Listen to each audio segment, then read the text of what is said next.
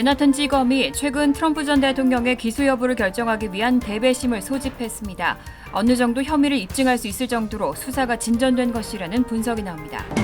바이든 대통령이 앞으로 90일 안에 코로나19가 확실히 중국 우한 실험실에서 유출된 게 맞는지 밝혀낼 것이라고 강조했습니다. 미국에서 4월까지 코로나19 백신 접종을 완료한 사람들은 1억 100만 명가량입니다. 이 가운데 약 10,000건의 돌파 감염 사례가 보고됐습니다. FDA가 한국의 코로나19 대응이라는 제목의 보고서에서 한국의 대응 전략이 코로나19 확산을 억제하는 데 성공했다는 점을 세계적으로 인정받았다고 밝혔습니다. 3월 미국 주택가격 상승폭이 15년 만에 최대 기록을 세웠습니다. 젠사키 백악관 대변인은 이런 집값 상승 우려를 인지하고 있고 면밀히 주시하고 있다고 밝혔습니다.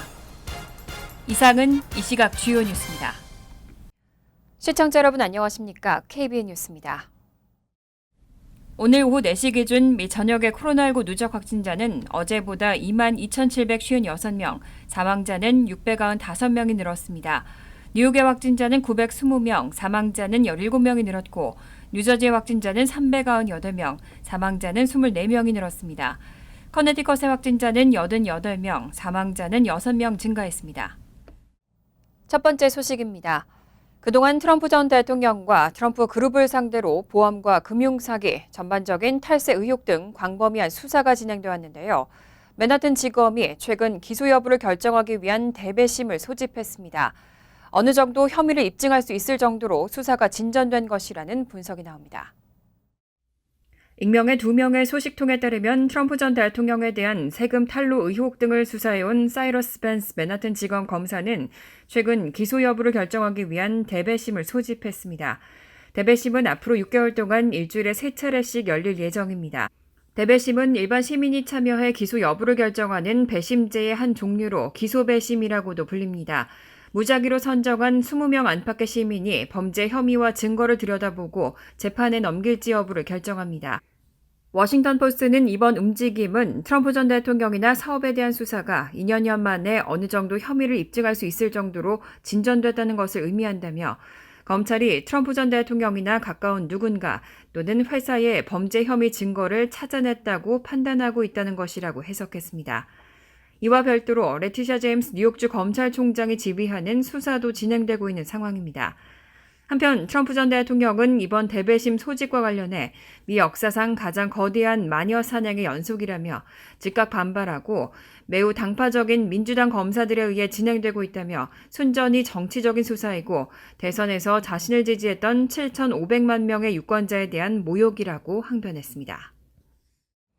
코로나19 기원을 두고 중국 우한의 실험실에서 유출됐다는 가능성이 꾸준히 나오고 있습니다. 바이든 대통령은 앞으로 90일 안에 확실히 실험실에서 유출된 게 맞는지 밝혀낼 것이라고 강조했습니다. 바이든 대통령은 앞서 지난 3월 제익 설리번 백악관 국가안보보좌관을 통해 미 정보기관이 코로나19의 기원에 대한 보고서를 작성할 것을 지시한 바 있습니다. 하지만 오늘 발표한 성명에서 바이든 대통령은 이달 초 보고서를 받은 결과 정보기관이 코로나19의 기원에 대해 결론을 내리지 못했다고 덧붙였습니다. 그러면서 정보기관이 최종 결론에 가까워질 수 있는 정보를 수집하고 분석하는 노력을 배가해 앞으로 90일 이내에 다시 보고할 것을 요청했다고 밝혔습니다. 또 추가 조사 대상에는 중국을 향한 구체적인 질문이 포함될 수 있다고 덧붙였습니다. 이어 바이든 대통령은 미국은 전 세계의 파트너들과 계속해서 협력해 중국이 완전하고 투명하고 증거에 기반한 국제조사에 참여하고 모든 관련 자료와 증거에 접근할 수 있게 하도록 압력을 가할 것이라고 강조했습니다. 앞서 세계보건기구의 코로나19 기원 조사팀은 지난 1월에서 2월 중국 우한을 현장 조사한 다음 코로나19가 실험실에서 유출됐다는 가설은 가능성이 매우 낮다며 부정했습니다. 하지만 젠사키 백악관 대변인은 지난 24일 정례 브리핑에서 세계보건기구가 코로나19 기원에 대해 조금 더 투명하게 조사하길 희망한다며 이를 평가절하한 바 있습니다. 어제 하비어 베세라 미 보건장관은 세계보건기구 회의에서 코로나19 발원과 관련해 독립적인 추가 조사가 필요하다고 촉구했습니다. 상하원 정보위원회는 자체 조사를 벌이고 있습니다. 하비어 베세라 보건장관이 어제 연례 세계보건기구 화상회의에서 코로나 기원의 2차 연구는 투명하고 과학에 근거해야 하고 국제 전문가들에게 바이러스 근원과 발생 초기 상황에 충분히 접근할 수 있는 독립성을 부여하는 조건으로 시작돼야 한다고 말했습니다. 중국을 직접 거론하진 않았지만 세계보건기구가 코로나19 첫 사례가 보고된 중국 우한에서 수행한 조사 신뢰도를 비판한 것으로 해석됩니다. 어제 2명의 의회 관계자는 상원과 하원 정보위원회가 코로나19 바이러스의 기원, 그리고 미 정부가 바이러스 위기에 어떻게 대응했는지에 대해 자체 조사를 벌이고 있다고 말했습니다.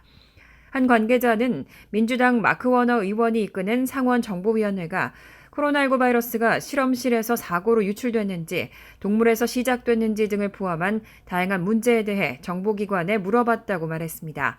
또 2019년 11월 중국 우한 연구소 연구진들이 병원 진료를 받았다는 보고서 내용이 정확한 것인지 조사하고 있다고 전했습니다.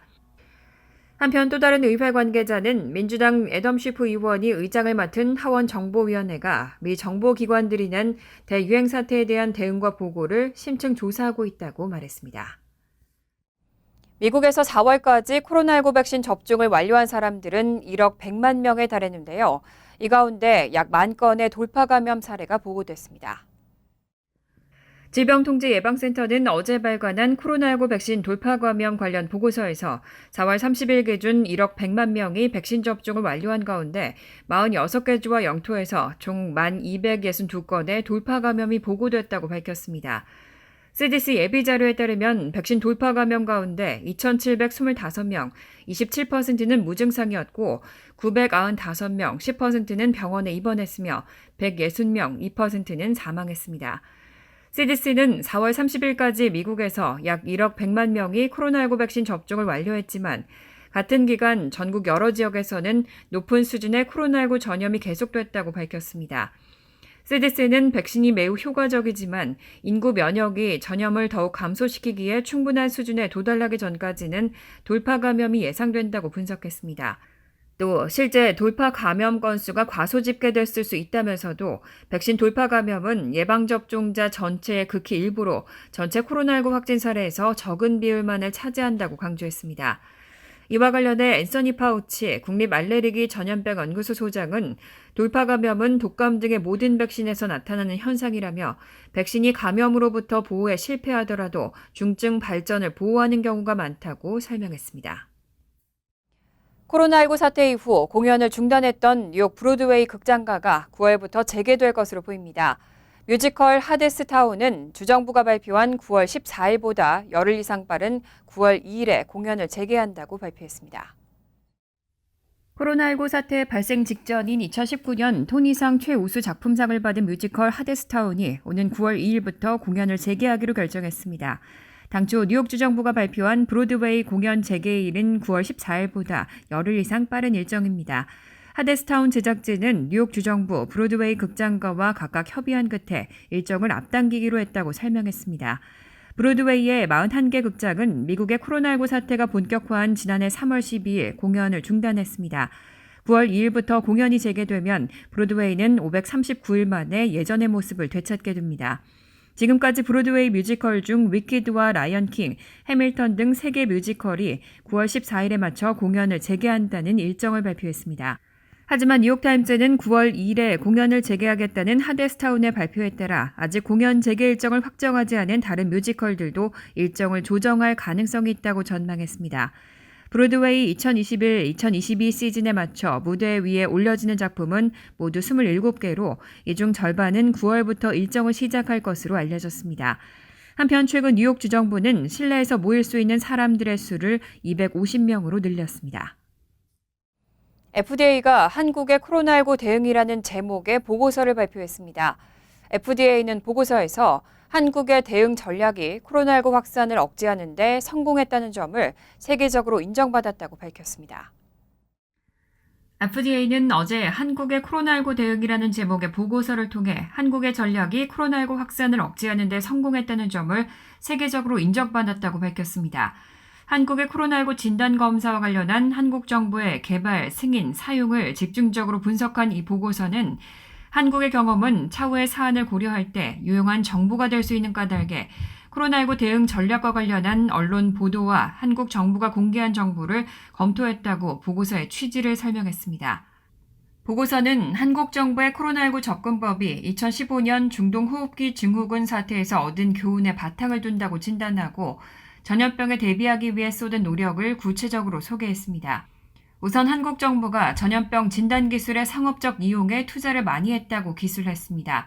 또 한국입법부가 2015년 전염병 예방 및 통제에 관한 법률을 개정해 관계당국이 비상사태 시 감염 확진자 및 의심자의 개인정보를 수집할 수 있는 권한을 부여한 사실도 언급했습니다. 또 정부가 코로나19 진단검사 개발업체의 구매를 보장함으로써 재정적 위험을 줄였지만 당시 미국 정부는 이런 전략을 쓰지 않았다고 지적했습니다. 또 신용카드 거래 정보, CCTV 등을 통해 대규모 감염자 추적 프로그램을 시행한 점도 칭찬했습니다.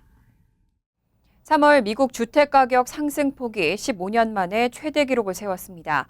젠사키 백악관 대변인은 이런 집값 상승 우려를 인지하고 있고 면밀히 주시하고 있다고 밝혔습니다.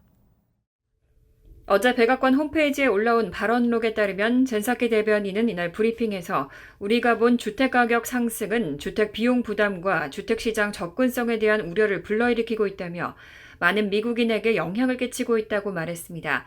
이어 우리는 새로운 주택 공급이 필요하다는 걸 알고 있다며 아시다시피 수급 문제가 있다고 덧붙였습니다.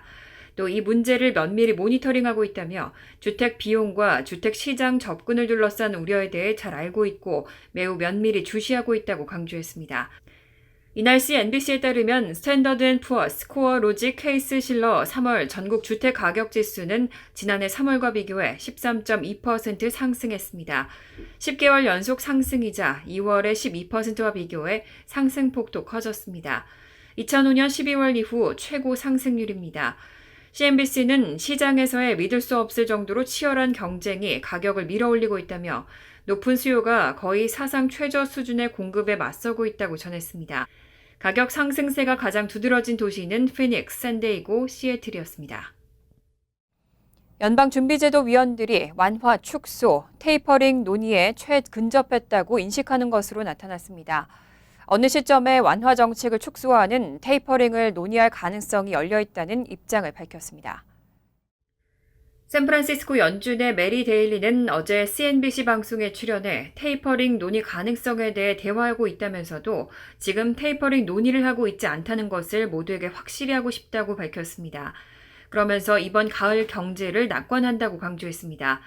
아직 미국의 일자리는 팬데믹 이전에 비해 800만 개 이상 모자란 상황이지만 데일리는 현재 정책은 좋은 위치에 있고 우리는 인내할 필요가 있다고 밝혔습니다. 앞서 리차드 클라리다 연준 부의장 역시 어느 시점에 연준의 완화 정책을 축소하는 테이퍼링을 논의하는 가능성을 열어놓고 있다고 밝혔습니다. 클라리다 부의장은 야후 파이낸스에 앞으로 회의에서 자산 매입의 속도를 줄이기 시작할 어느 시점에 대해 논의할지도 모른다고 말했습니다. 다음 정책회의 연방공개시장위원회는 6월 15일부터 16일 열립니다. 로이터 통신은 테이퍼링 논의가 적절하다고 시사하는 것은 한 달 전 제롬 파월 연준 의장의 발언에서 크게 바뀐 것이라고 평가했습니다. 한 달 전 파월 의장은 테이퍼링을 논의할 시점을 생각할 시간도 아니라고 말한 바 있습니다. 최근 여론조사에서 미국인 4명 중 3명은 북한의 핵무기 폐기 합의 문제를 주요 사안으로 인식하고 있는 것으로 나타났습니다. 또 응답자 절반 이상은 북한 문제에 한미 간 협력이 필요하다고 대답했습니다.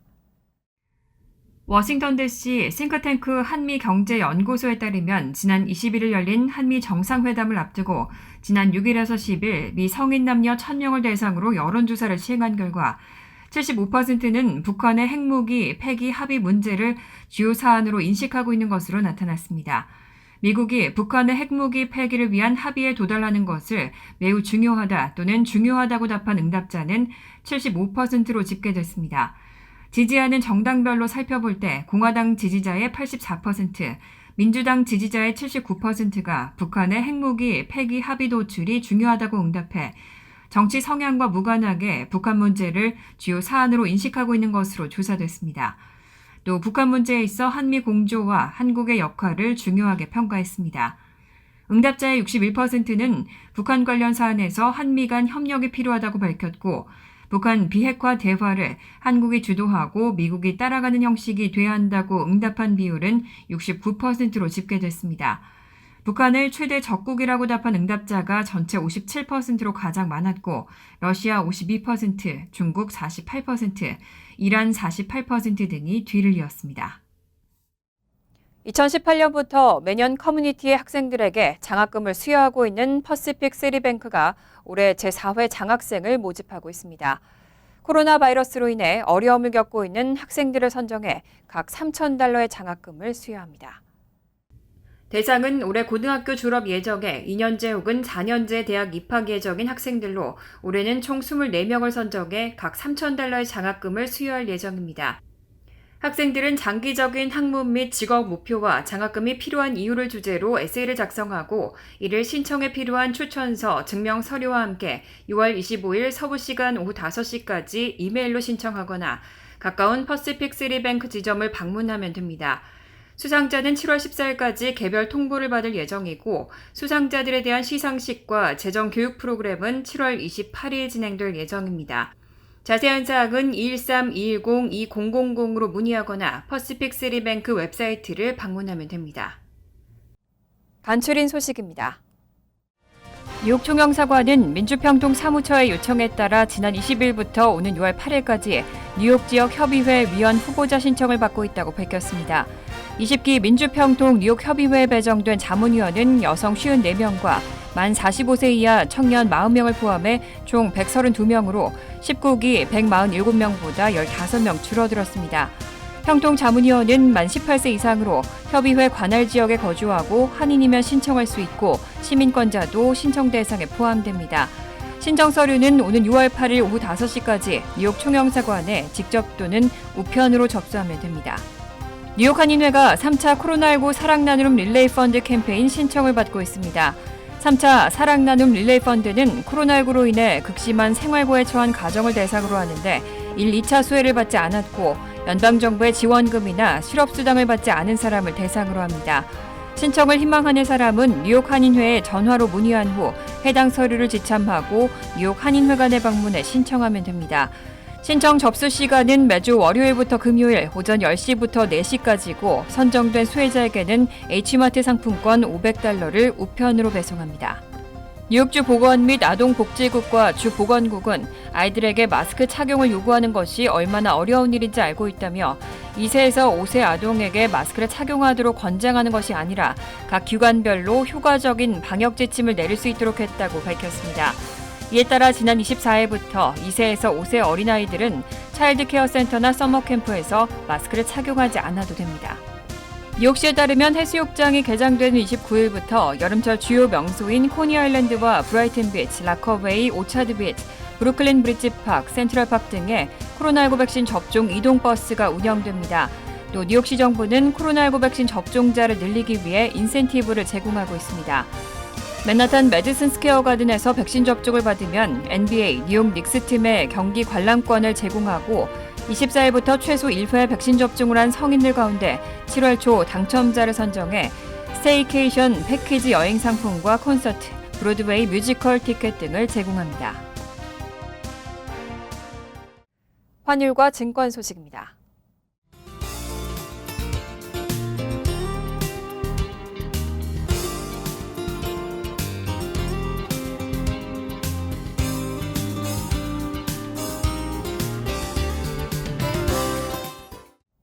이어서 날씨입니다.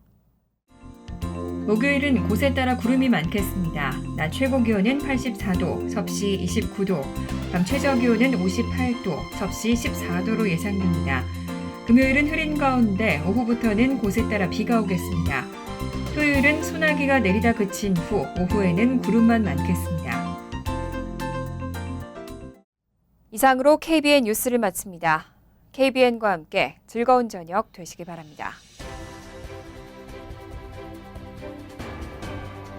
미 동부 최대 한인방송 KBN이 제작하는 KBN 뉴스는 웹사이트 mykbn.com 그리고 유튜브와 페이스북에서 다시 보실 수 있습니다. 좋아요, 구독, 알림 설정은 뉴스 제작에 큰 도움이 됩니다.